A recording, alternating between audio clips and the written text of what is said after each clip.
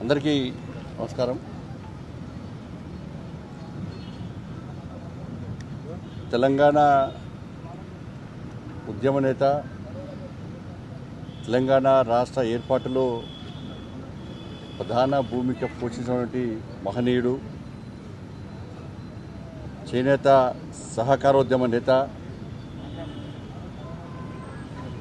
వాళ్ళ చేనేతతో పాటు కుల వృత్తుల యొక్క కంచంలో అన్నం మారినటువంటి మహనీయుడు కొండా లక్ష్మణ్ బాపూజీ వారి యొక్క 13వ వర్ధంతి సందర్భంగా వారిని స్మరిస్తూ వారికి నివాళులర్పిస్తూ ఈరోజు కార్యక్రమంలో పాల్గొనడం జరిగింది. నిజంగా భావి తరాలకు ఒక స్ఫూర్తి కొండా లక్ష్మణ్ బాపూజీ. గతంలో అనేక మంది ఉద్యమకారుల చరిత్రను చదువుకున్నాం తప్ప ఇప్పుడున్న తరం కళ్ళారా చూడలేకపోయినాం. కానీ కొండా లక్ష్మణ్ బాపూజీ వారి యొక్క చరిత్రను ఇప్పుడున్న తరం చూసారు. వారి యొక్క కమిట్మెంటు, ఒక క్రమశిక్షణ, వారి యొక్క ఆవేశం, వారి యొక్క ఆలోచన, వారి యొక్క పౌరుషాన్ని చూసినటువంటి తరం ఈ తరం. ఎందుకంటే అంత వయసులో 80-85 ఏళ్ళ వయసులో కూడా, 97 సంవత్సరాల వయసులో కూడా తెలంగాణ ఉద్యమ ఏర్పాటుకు సంబంధించి ఢిల్లీలో ఆ చలిలో దీక్ష చేసినటువంటి గొప్ప వ్యక్తి. కామన్గా ఢిల్లీలో చలికాలం అంటే హీటర్లు వేసుకుంటారు, రగ్గులు కప్పుకుంటారు, తెల్లారిసరికి రగ్గులు పరిచిగా అవుతాయి, హీటర్లు పనిచేయి. అటువంటి చలిలో 97 సంవత్సరాల కొండా లక్ష్మణ్ బాపూజీ గారు ఆ చలిలో దీక్ష చేశారంటే తెలంగాణ రాష్ట్ర ఏర్పాటు కోసం వారి యొక్క కమిట్మెంట్ ఎంతో మనం గుర్తించాలి. ఉమ్మడి ఆంధ్రప్రదేశ్లో కానీ అప్పుడు కానీ సైకిల్ యాత్ర, పాదయాత్రలు మొట్టమొదటి సమాజానికి చూపేటటువంటి వ్యక్తి కొండా లక్ష్మణ్ బాపూజీ. ప్రజాస్వామ్య వ్యవస్థలో ఉపసభాపతిగా, శాసనసభ్యునిగా, మంత్రిగా ఉండి అనేక మందికి స్ఫూర్తి ప్రదాతగా ఉన్నటువంటి గొప్ప వ్యక్తి కొండా లక్ష్మణ్ బాపూజీ గారు. దాంతోపాటు తెలంగాణ రాష్ట్ర ఉద్యమ సందర్భంలో ఆయన యొక్క సొంత ఇంటినే ఆఫీస్గా మార్చి దారాదత్తం చేసినటువంటి గొప్ప వ్యక్తి, త్యాగం చేసినటువంటి గొప్ప వ్యక్తి. నాకు ఆస్తిపాస్తులు ముఖ్యం కాదు, నాకు తెలంగాణ రాష్ట్ర ఏర్పాటే ముఖ్యమని చెప్పి భావించినటువంటి గొప్ప వీరుడు కొండా లక్ష్మణ్ బాపూజీ. నిజాము రాజును అంతమొందిస్తే తప్ప హైదరాబాద్ సంస్థానానికి విముక్తి లభించదని భావించి మీర్ ఉస్మాన్ అలీ ఖాన్ మీద బాంబు దాడికి పూర్తి రూపకర్త, ప్లాన్ చేసినటువంటి గొప్ప వ్యక్తి కొండా లక్ష్మణ్ బాపూజీ. అంత ధైర్యంతో నా తెలంగాణ నాకు కావాలి, హైదరాబాద్ సంస్థానానికి విలీనం కావాలని ఆ రోజుల్లో, దాంతోపాటు స్వాతంత్ర్య ఉద్యమంలో కూడా అనేక సందర్భాల్లో జైలుకు పోయి గాంధీజీ మరిగా టోపీ పెట్టుకొని ఉద్యమాలు చేసినటువంటి గొప్ప వ్యక్తి కొండా లక్ష్మణ్ బాపూజీ. కాబట్టి వాళ్ళ నిజాం రాజును అంతమొందించాలని చెప్పి భావించి మీర్ ఉస్మాన్ అలీ ఖాన్ మీద బాంబు దాడికి ప్లాన్ రచించినటువంటి గొప్ప వ్యక్తి కొండా లక్ష్మణ్ బాపూజీ.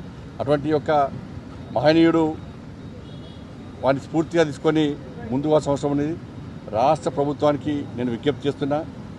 కొండా లక్ష్మణ్ బాపూజీ లాంటి యొక్క వీరుల యొక్క చరిత్ర, త్యాగదనుల యొక్క చరిత్రను రాబోయే తరాలకు అందించడానికి పక్కా ప్లాన్ చేయాలని చెప్పి దాన్ని భారతీయ జనతా పార్టీ తరఫున ఇవాళ రాష్ట్ర ప్రభుత్వాన్ని డిమాండ్ చేస్తున్నా. ఎందుకంటే కొండా లక్ష్మణ్ బాపూజీని అవమానపరిచిన వ్యక్తులకు తెలంగాణ సమాజం గుణపాఠం చెప్పింది. కాబట్టి ఇటువంటి వ్యక్తులను మనం ఆదర్శంగా తీసుకొని ముందుకు పోవాల్సిందిగా అందరికీ విజ్ఞప్తి చేస్తాం. దాంతోపాటు సేవా పక్వాడ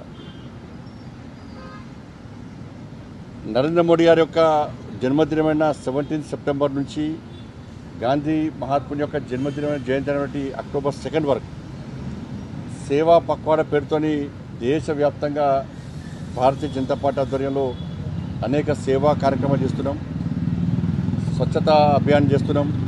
దాంతోపాటు రక్తదాన శిబిరాలు, ఎక్కడ రక్తదాన శిబిరం పెట్టినా కూడా 75 మందితోని వాళ్ళు రక్తదానం చేయించడం, హెల్త్ క్యాంప్స్, ఇలా దివ్యాంగులకు సంబంధించి క్యాంప్స్ పెట్టడం కానీ, ఇట్లా సెమినార్స్ కానీ ఇట్లా అనేక విషయాల్లో ఇవాళ సేవా పక్వాడ పేరుతోని ఇవాళ కార్యక్రమాలు నిర్వహిస్తున్నాం. కరీంనగర్ పార్లమెంట్ నియోజకవర్గంలో కూడా ఇవాళ సేవా పక్వాడ జాతీయ పార్టీ పిలుపు మేరకు ఈ కార్యక్రమాన్ని నిర్వహిస్తున్నాం. ఈరోజు బ్లడ్ డొనేషన్ క్యాంప్ పెట్టినాం, అంతకుముందు బ్లడ్ డొనేషన్ క్యాంప్ పెట్టినాం, దాంతోపాటు వైద్య శిబిరాలు కూడా పెట్టినాం. అధికారికంగా రేపటి దీక్ష తీసుకుంటాం కాబట్టి సెకండ్ తర్వాత కూడా పెద్ద ఎత్తున ప్రభుత్వం అధికారికంగా వైద్య శిబిరాలు పెట్టబోతున్నాం.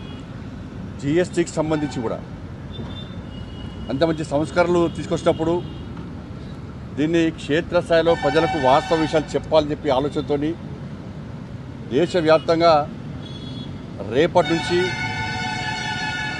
జిఎస్టీ విషయంలో కొనుగోలుదారులను సన్మానించడము, షాపు యజమానులకు కూడా వాళ్ళను కలిసి వారి ద్వారా ఇవాళ నరేంద్ర మోడీ గారికి కృతజ్ఞతలు చెప్పే ప్రయత్నం చేస్తాం. దాంతోపాటు సెమినార్లు పెడుతున్నాం అన్ని ప్రాంతాల్లో.